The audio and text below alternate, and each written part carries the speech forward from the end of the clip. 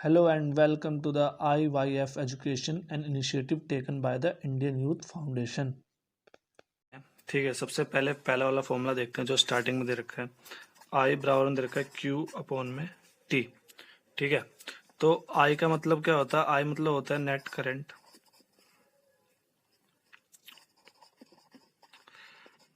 या आप सिर्फ करंट भी कह सकते हो। ठीक है, और हिंदी में से कहते हैं विद्युत धारा। इसका जो एसआई यूनिट होता है वो होता है ए, यानी कि एम्पियर। ठीक है, अगर हम बात करें क्यू का, तो क्यू मतलब होता है नेट चार्ज। ठीक है, यानी कि आवेश। और इसका जो एसआई यूनिट होता है वो होता है सी। और टी जो होता है, ठीक है, टी फॉर होता है टाइम, यानी कि समय। और इसका एसआई यूनिट होता है सेकंड। अब एक चीज याद रखना, देखो कोई भी न्यूमेरिकल को करने के ना दो तरीके होते हैं। एक तरीका तो ये है कि आपको स्टेटमेंट पढ़ के समझ में आ जाना चाहिए, बट समटाइम्स क्या होता है, स्टेटमेंट से समझ में नहीं आ रहा हमें कि क्या लिखा हुआ है। ठीक है, तो वहां पर क्या करते हैं, जब मैं अपने टाइम पे करता था, मैं क्या करता था कि जस्ट उसकी एसआई यूनिट देखता था। ठीक है, और कोशिश करता था कि एसआई यूनिट से क्या मुझे कुछ समझ में आ रहा है। ठीक है, और वो मुझे बहुत ज्यादा हेल्प करती थी कई बार। ठीक है, और एक बात ध्यान रखना, कभी भी हम क्वेश्चन को सॉल्व करें तो सबसे पहले क्या है कि हम उसके एसआई यूनिट तक जाना है हमें। ठीक है, और उसके बाद उस क्वेश्चन को जब सॉल्व करोगे तो भी आपको आंसर जो है उसके एसआई यूनिट के अंदर ही देना है। ऐसा नहीं है कि आप जो है कि बिना एसआई यूनिट में गए हुए आप उसको सॉल्व करते हो। ठीक है, जरा इसका एक एग्जांपल हम देख लेते हैं। जैसे मान लो कि एग्जांपल नंबर 12.1 दे रखा है आपको। ठीक है, आप क्वेश्चन के लिए बुक में रेफर कर लेना। तो वहां पर क्या दे रखा है, वहां पर दे रखा है कि कोई बल्ब है। ठीक है, उसमें से कितनी विद्युत धारा निकल है, 0.5 एम्पियर। यानी कि 0.5 ए लिखा हुआ है, तो ए क्या बताया मैंने, ए बताया आई, तो यानी आई बराबर क्या दे रखा है उसमें, 0.5 एम्पियर। ठीक है, उसके अलावा आपको दे रखा है कि वो टाइम कितना लेती है, 10 मिनट। तो टी दे रखा है 10 मिनट। ठीक, उसके अलावा वहां पर दे रखा है आपको कि आपको निकालना है कि विद्युत आवेश कितना है, यानी कि चार्ज कितना है इसमें। ठीक, तो यानी कि क्यू फाइंड करना है।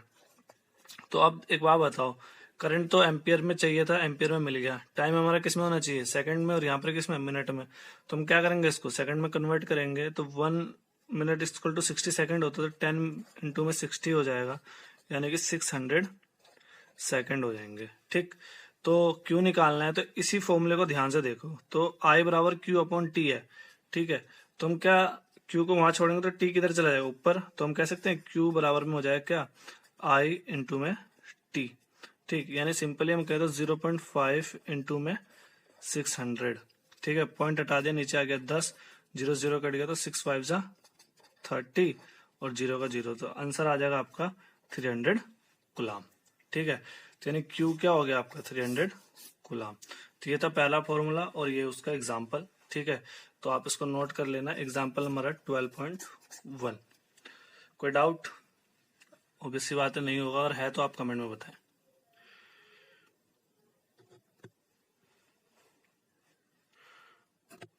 अब बात करते हैं सेकंड एग्जाम्पल की। ठीक है, तो सेकंड एग्जाम्पल है आपका, सेकंड फॉर्मूला है, सॉरी, V इक्वल टू में W अपॉन में Q। तो V क्या होता है, V होता है पोटेंशियल डिफरेंस।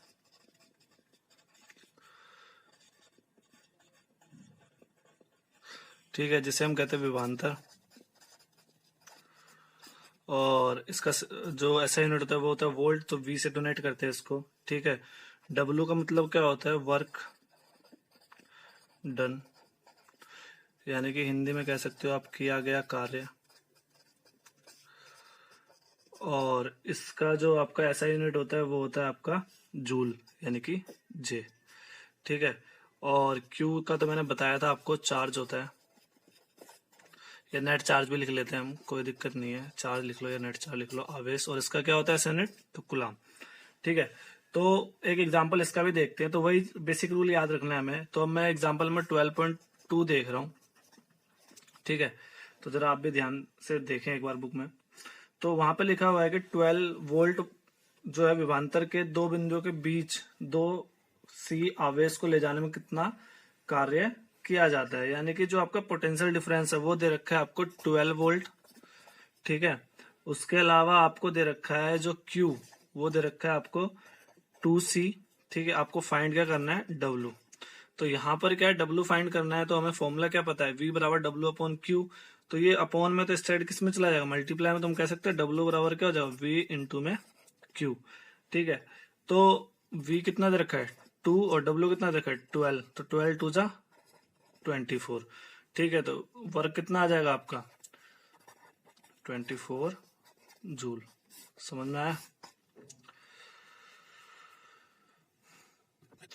अब चलते हैं हम तीसरे फॉर्मूले की तरफ, ठीक है। तीसरा फॉर्मूला है वीर, ठीक है। मैं इसे वीर कहता हूँ, वीर मतलब VIR, ठीक है। इससे थोड़ा आसान रहता है याद करने में। इससे दो फॉर्मूले और बन सकते हैं। अगर मुझे आई निकालना है तो आई क्या हो जाएगा मेरा V बटे में R, ठीक है। और अगर मुझे R निकालना हो तो वो क्या हो जाएगा V बटे में I, ठीक। तो इसका एक एग्जाम्पल लेके देखते हैं कि कैसे क्वेश्चन को करना होता है। अगर मान लो 12.3 एग्जाम्पल की बात करें हम, तो वहां पे R कितना दे रखा है आपको, R दे रखा है 1200 ओम, ठीक। और V दे रखा है आपको 220 वोल्ट, ठीक है। और आपसे पूछ रहा है कितनी विद्युत धारा लेगा। दो सिचुएशन दे रखे हैं, मैं सिर्फ एक ही सिचुएशन को सॉल्व करूंगा यहाँ पे, ठीक है। तो पहले वाले सिचुएशन की बात करते हैं। तो 1200 ओम दे रखा है और वोल्ट दे रखा है 220। तो आपसे पूछ रहा है करंट कितना आएगा। तो करंट निकालने का फॉर्मूला क्या है, तो मैंने बताया ना, इससे तीन फॉर्मूला होता है। आई बराबर V बटे में R, तो यानी कि आई बराबर में V बटे में R लिख सकते हैं हम, ठीक। और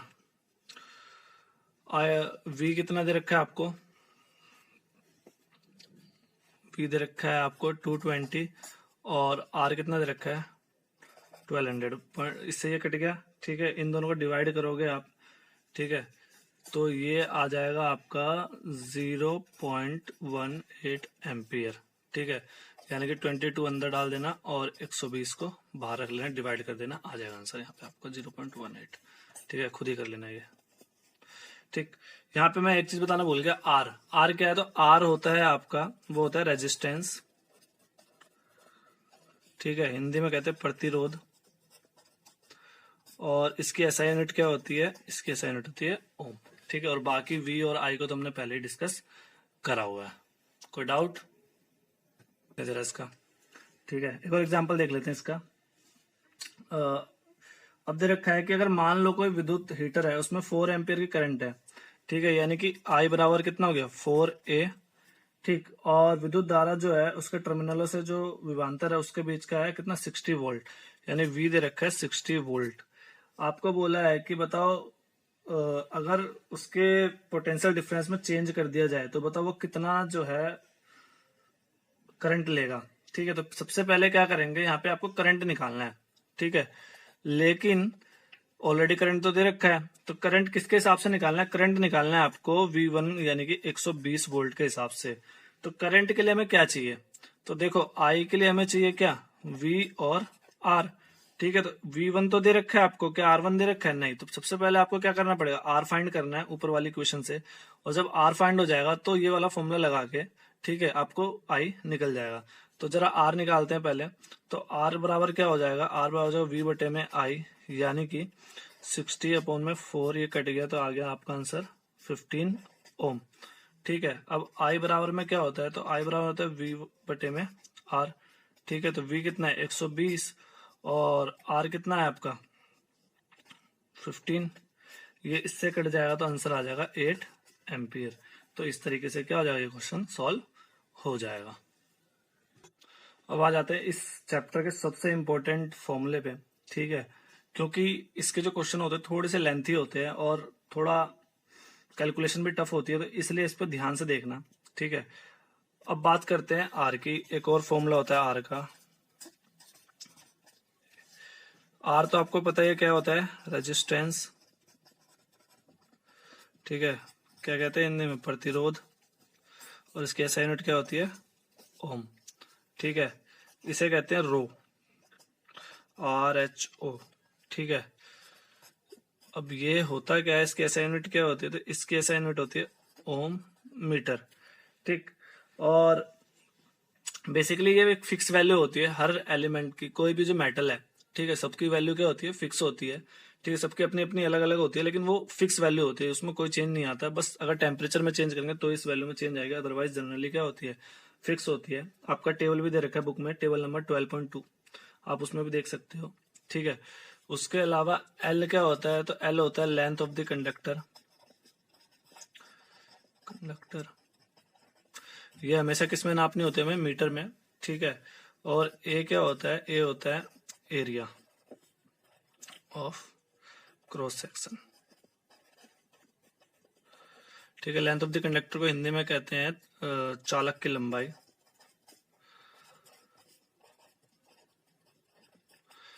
और इसको कहते हैं अनुप्रस्थ काट का क्षेत्रफल।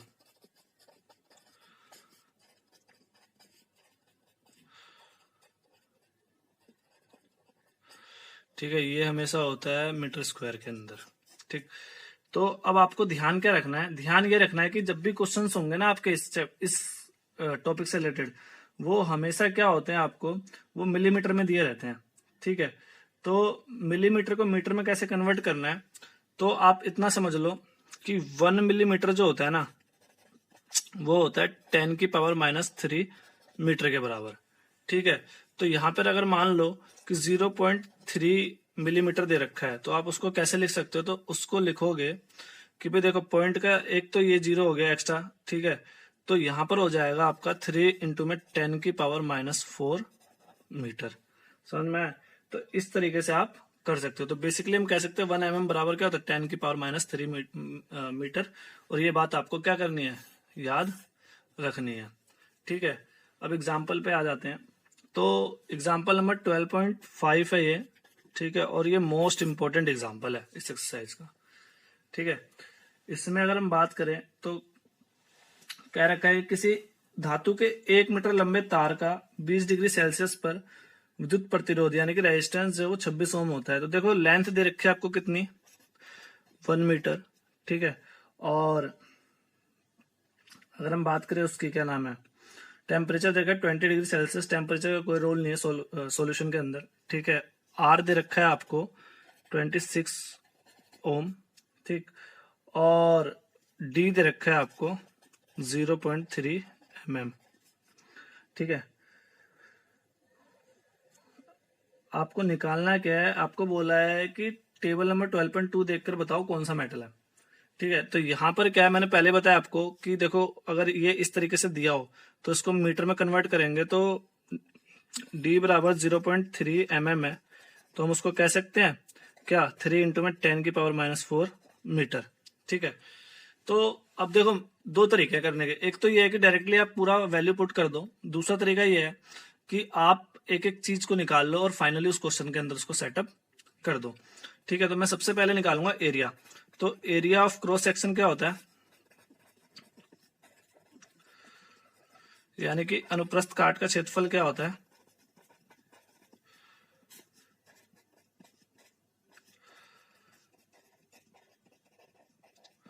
वो होता है πr²। ठीक है, तो वैल्यू पुट करते हैं 22/7। आर कितना है, तो आर हमें तो पता नहीं है, डी पता है, तो आर निकालने के लिए क्या करेंगे हम, बेसिकली इसका हाफ कर देंगे। तो 3 × में 10⁻⁴/2 का स्क्वायर। ठीक है, तो ये हो जाएगा 22/7 इंटू में 3 का स्क्वायर हो जाएगा 9। पावर आपस में हो जाती है मल्टीप्लाई, तो 10⁻⁸ और नीचे वाला हो जाएगा 2 का स्क्वायर।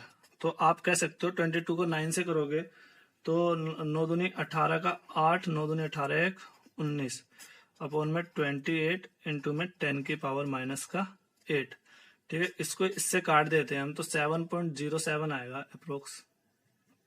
ठीक है, एक बार मैं कैलकुलेटर से भी करके देख लेता हूँ, आप खुद डिवाइड कर लेना इसको। 198 डिवाइडेड बाय 28। ठीक है, तो कटने के बाद आ जाएगा आंसर आपका 7.07 इंटू में 10⁻⁸। ठीक है, ये आ गया आपकी ए की वैल्यू।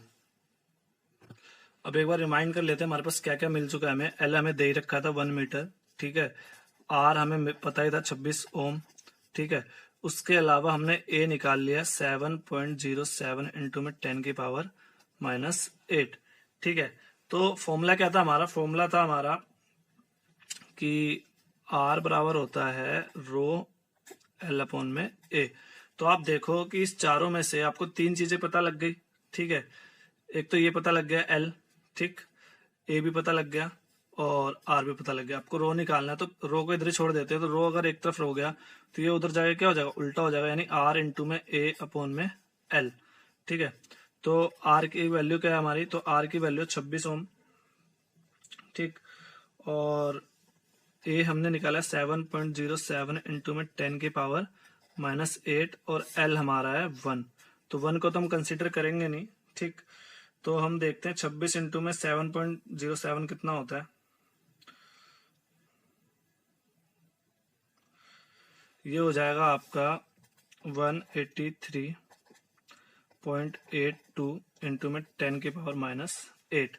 तो एक बार अगर हम टेबल नंबर 12.2 को देखते हैं तो वहां पे मोस्ट ऑफ द जो चीजें हैं, ठीक है, वो आपको दे रखी होंगी 1 के बाद पॉइंट है, एक डिजिट के बाद, ठीक है। तो हम इसको क्या करेंगे, पॉइंट को एक डिजिट के बाद लेंगे, तो पॉइंट जितना इधर शिफ्ट होगा पावर उतनी कम होती चली जाएगी। तो 1 2, तो पॉइंट को हमने 2 उसमें शिफ्ट करा, तो ये हो जाएगा आपका 10 की पावर -6।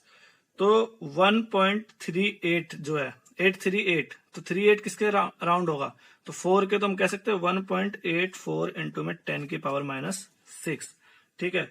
तो ये जो वैल्यू है, आप इस वैल्यू को अपने उस टेबल से मिलाओ, तो ये टेबल में मिलेगा आपको क्या, ये होगा आपका मैग्नीज, ठीक है। इस तरीके से क्वेश्चन सॉल्व हो जाएगा। और गाइस मैं बता रहा हूं बहुत इंपॉर्टेंट क्वेश्चन है, तो प्लीज इस क्वेश्चन को इग्नोर करने की कोशिश मत करना। एग्जाम्पल नंबर 12.6 की बात करूं तो वो भी सेम इसी टॉपिक पे बेस्ड है, ठीक है। तो वो भी बहुत इंपॉर्टेंट है, पेपर में आ रखा है कई बार, तो जरा उसको भी हम देख लेते हैं क्या है।